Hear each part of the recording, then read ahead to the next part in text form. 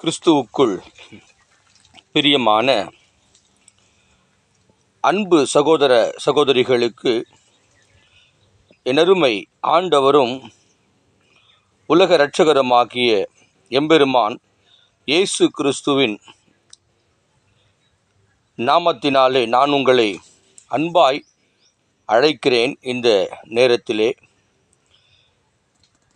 நாம் இன்றைய நாளிலே தெரிந்து கொள்ளப்பட்ட வேத பகுதி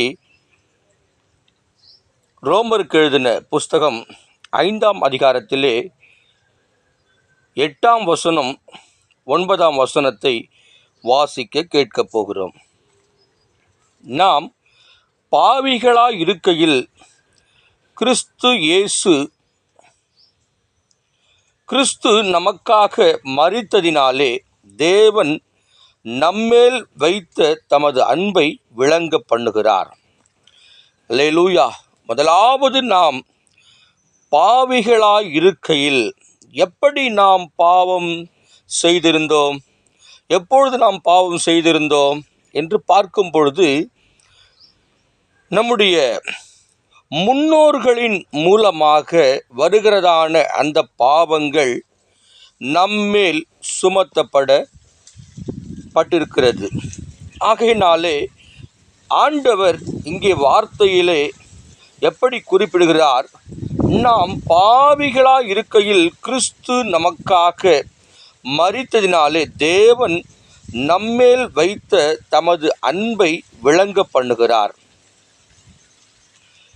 இரண்டாவது காரியம் 9ஆம் வசனத்திலே, இப்படி நாம் அவருடைய இரத்தத்தினாலே நீதிமான்களாக்கப்பட்டிருக்கிறோம் இருக்க கோபாக்கினைக்கு நீங்களாக அவராலே நாம் ரட்சிக்கப்படுவது அதிக நிச்சயமாமே. அல்லேலூயா. ஒரு மனிதனுடைய பாவம் மன்னிக்கப்பட்டது என்று சொன்னால்தான் அவன் ரட்சிப்புக்குள்ளாய் வந்திருக்கிறான் என்று அர்த்தத்தை குறிப்பிடுகிறது. இதிலே பாருங்க, அவருடைய இரத்தத்தினாலே நீதிமான்களாக்கப்பட்டிருக்க, அவருடைய இரத்தம் தான் நம்மை நீதிமானாய் காண்பித்து கொண்டே இருக்கிறது. என்றைக்கும் நான் நீதிமான் என்று ஒருவனும் ஒரு காலமும் சொல்லக்கூடாது. அப்படி ஏன் சொல்லக்கூடாது என்று பார்க்கும்போது, அவருடைய இரத்தத்தினாலே கழுவப்பட்டவர்கள் நீதிமான்கள். அருமையானவர்களே, நன்றாய் நீங்கள் இதை புரிந்து கொள்ள வேண்டும். கோபாக்கினைக்கு நீங்களாக அவராலே நாம் ரட்சிக்கப்படுவது அதிக நிச்சயமாமே.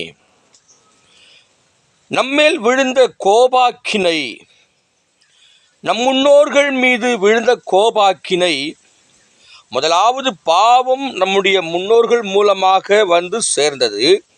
அடுத்தபடியாக கோபாக்கினை அவர்கள் மூலமாக நமக்கு வந்து சேர்ந்திருக்கிறது.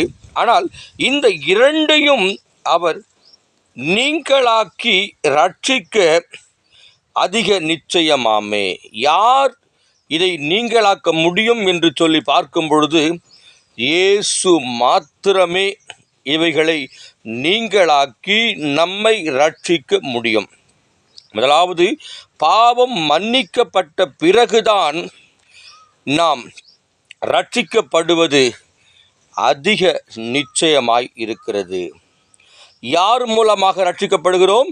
இயேசு கிறிஸ்துவின் இரத்தத்தினாலே.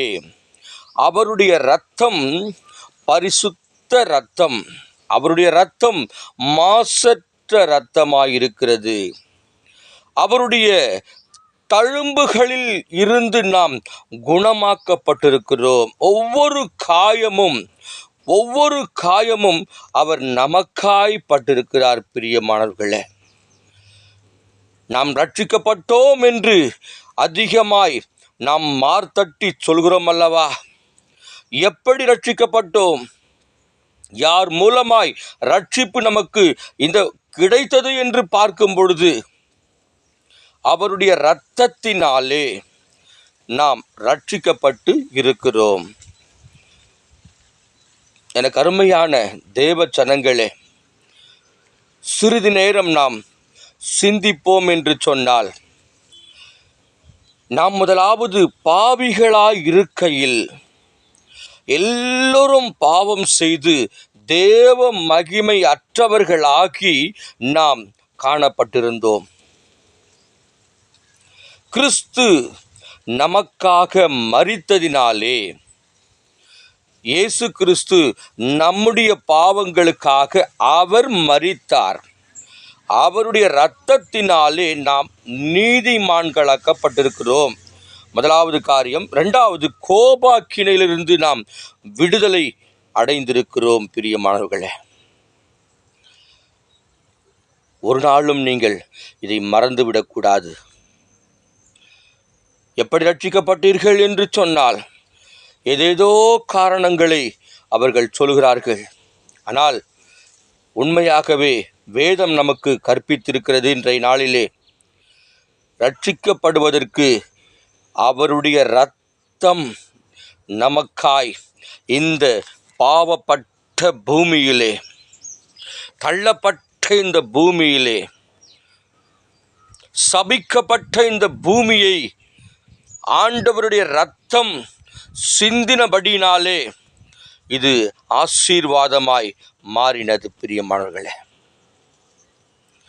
கடைசி சொட்டு இரத்தம் வரைக்கும் அந்த கல்வாரி சிலுவையிலே சொட்ட சொட்ட இந்த பூமியில் விழுந்த இரத்தத்தினாலே நாம் நீதிமான்களாக்கப்பட்டிருக்கிறோம். நாம் கோபாக்கினிலிருந்து விடுதலை ஆயிருக்கிறோம். பிரியமானவர்களே, மறந்துடாதீங்க. நன்றாய் யோசித்து பாருங்கள். எல்லாரும் பாவிகள் தான். ஆனால் இயேசு கிறிஸ்து நமக்காய் சிந்தின இரத்தத்தினாலே நம்மை நீதிமான்களாக்கியிருக்கிறார். கோபாக்கினிலிருந்து நம்மை விடுதலையாக்கியிருக்கிறார். நாம் ஜெபிக்கலாமா? நேசிக்கிற பரலோக பிதாவே, இந்த வேளைக்காக ஸ்தோத்திரம். அப்பா, நாங்கள் முதலாவது எங்களுடைய பாவத்தில் ஆண்டவரே நாங்கள் மூழ்கி இருந்தோம். நீர் எங்களுக்காய் சிந்தின இரத்தத்தினாலே நீர் எங்களை நீதிமான்களாக்கியிருக்கிறீர். இரண்டாவது காரியம், எங்களுடைய கோபாக்கினிலிருந்து எங்களை விடுதலையாக்கினீரே. உமக்கு கோடி ஸ்தோத்திரங்களை நாங்கள் செலுத்துகிறோம். இந்த நிகழ்வை பார்க்கிற ஒவ்வொரு தேவ பிள்ளைகளையும் கர்த்தர் ஆசீர்வாதமாய் நீர் நடத்துவீராக. இயேசுவின் நாமத்தினாலே வேண்டுகிறோம் நல்ல பிதாவே. ஆமேன், ஆமேன்.